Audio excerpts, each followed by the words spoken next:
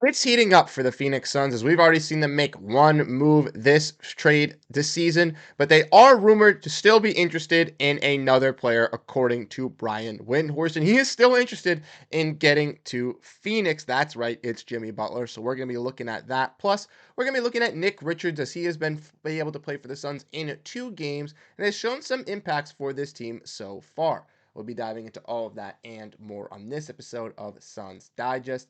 I'm Bruce Velez. And you guys have been absolutely fantastic, showing your love and support. Unfortunately, the Suns did lose this afternoon earlier to the Cleveland Cavaliers, and we had a post-game video going over what went wrong. So if you missed that, go check that out. And if you want to make sure you stay up to date on everything revolving around this Suns team, make sure to hit the like and subscribe button, as this is the daily place for Suns news just like this. You get trade rumors, looking over the Suns team as a whole, post games, and weekly live streams on Thursdays at 3 p.m. Pacific, 6 p.m. Eastern. It's very, very great, and we appreciate all the support you guys have been giving us. But without further ado, let's dive into the video at hand and make sure to grab that snack, ladies and gentlemen, as it's heating up for the Phoenix Suns, as we've seen some more reports and more rumors on the Jimmy Butler front over the last couple days here. And some rumors are still leading for the Suns to still be interested in a key player, and that is Jimmy Butler. As Brian Windhorst says, that Jimmy Butler's only goal is to still get to Phoenix following him returning with this Miami Heat team from his suspension. And Brian Windhorst said in the Hoop Collective podcast that Jimmy's number one goal is to get traded to the Suns. Everything else is secondary. If it doesn't even mean trading to the Suns, Jimmy is not going to be interested in it right now. Butler's best move is to just focus and play, and I think that's on the table, but not until after the trade deadline. And that leaves a lot of Suns fans to obviously interpret what Windy has been saying. We all saw from tonight's performance, some fans, including myself, feel it's time for Bradley Beal to be waiving that no trade clause and to be getting on out from this Suns team. As, like we've mentioned, he's a $50 million player coming off the bench, not happy in his role of playing off the bench, and doesn't seem necessarily to be fitting in all aspects. Some games he can be that secondary leader, can be that, point aficionado, be that score for the second unit, but sometimes he falls short. And like tonight, he didn't really attempt that many shots, only had 4 points, shot 50% from the field, only 4 shot attempts, and that's something that just cannot be happening with Bradley Beal. We all know he's frustrated in the role he's playing. We all know the Suns don't want to keep Bradley Beal. If this no trade clause didn't exist and the Heat were actually willing to take some offers back for Jimmy Butler, a deal would have been done already. And we all know Jimmy Butler would have been in Phoenix. Matt Ishbia really wants him, as he wants to add this defensive prowess to this front court, or to this wing group, excuse me, obviously with Durant and Booker as a new, like, kind of wave team. And we all know that the Suns still have some issues from this Cleveland Cavaliers game that we've all watched this afternoon. They still lack in those turnovers. They still struggle defensively.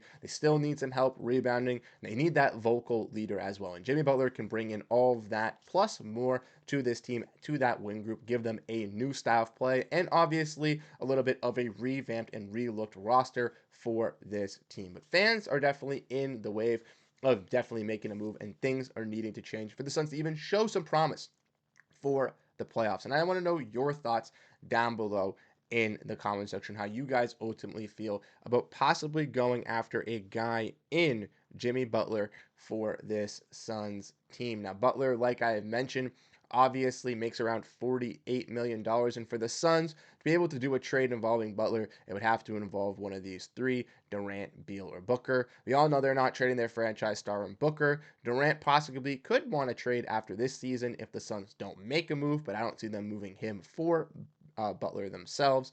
And obviously that leaves Bradley Beal as the odd man out. Now, we have heard some more rumors and some more stuff about some teams possibly interested in Bradley Beal, but as we all know, it all comes down to Beal himself, as he has that no trade clause and ultimately decides where he wants to go. And that's what's been the main difficulty for the Suns getting a trade. I do want to say that with all these reports, it does seem increasing that obviously Butler is only going to choose Phoenix. He's denied Memphis. He's kind of denied Milwaukee already as well. And I don't see either of those teams pursuing a deal for Butler. The only team I see Butler going to is Phoenix. And the only way I see it getting done is obviously if Miami can find some capital that they like, and obviously a third team can be found for Bradley Beal. But I want to know your thoughts, like I said, so let me know down below in the comment section how you guys ultimately feel about Jimmy Butler. Do you want him, or do you guys think the Suns could go a different route? I still think the Suns need him, and I still think the Suns should be going after him if they want to compete in the playoffs. But like I said, let's dive into the next part. As we've seen, the Suns' first move that they did make was obviously bringing in Nick Richards. Has panned out for this team, as we have seen Nick Richards been a fantastic addition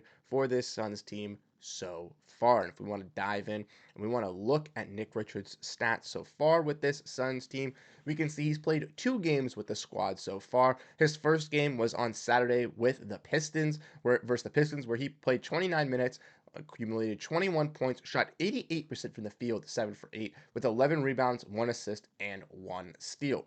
Richards came off the bench for the Suns and was a vital piece for the squad as an interior rim protector, as a shot blocker, as a rebounder, really filling in for that void that the Suns were missing with Jusuf Nurkic taking out of the lineup, but also stepping up in areas that he was unsuccessful in protecting the paint and being a shot blocker for this team. We also saw versus the Cavaliers today, he did struggle, got in some early foul trouble, had 5 fouls on the day, but got 3 early on.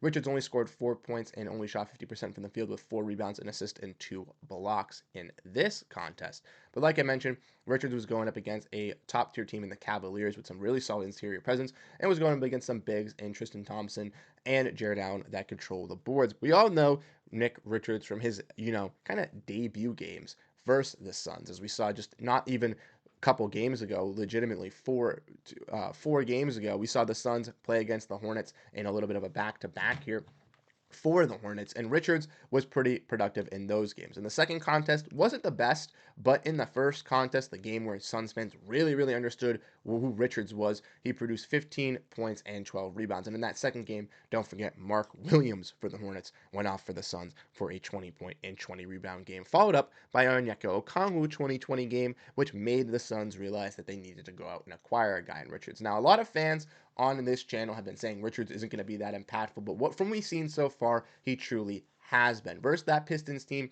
he really stepped in and delivered. And I think versus the Cavaliers team as well, like I mentioned, they are a top team in the Eastern Conference. And as we can see with the Suns roster in the Western Conference, they could barely handle some of those teams towards the middle, towards the bottom of the pack. So going against one of the best teams in the NBA with record-wise, the best team in the Eastern Conference, record-wise as well, it's obviously going to be a blow. It's going to be difficult for the Suns. It's going to be difficult for a guy, Nick Richards. But look for him to bounce back in the Suns' future contests on this Eastern Conference road trip, continuing to go down as the Suns still look to utilize Nick Richards and kind of figure out what he's going to be for this team. He's obviously going to be the starter for this squad, and he can be a very solid starter, as we've seen with this team, as he's obviously finished both games, not today's game because he was obviously removed a little bit early, but finished the game versus the Pistons for this team. And I truly think he is going to be a nice centerpiece. I do believe that the Suns could still address some help in that front court, maybe moving a guy in Bol for Duop Reith if you want to add some more shooting, because I do think having a shooting big in this lineup could be youthful, or possibly trying to figure out what they're going to do with Jusuf Nurkic contract. But I think that will be kind of solved